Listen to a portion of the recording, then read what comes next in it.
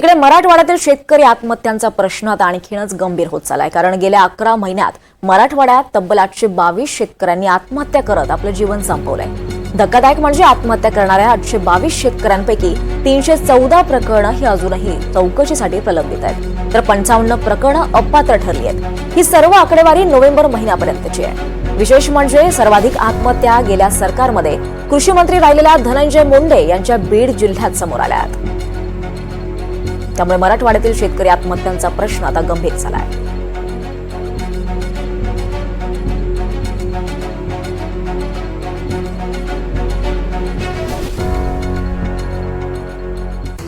तर जानेवारी ते मे या 5 महिन्यात पश्चिम विदर्भात तब्बल 461 शेतकरी आत्महत्या झाल्यात।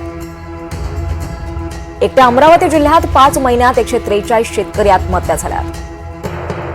तर अकोल्यात 82, यवतमाळमध्ये 132, बुलढाण्यात 83 तर वाशिममध्ये 21 शेतकऱ्यांनी आत्महत्या केल्या।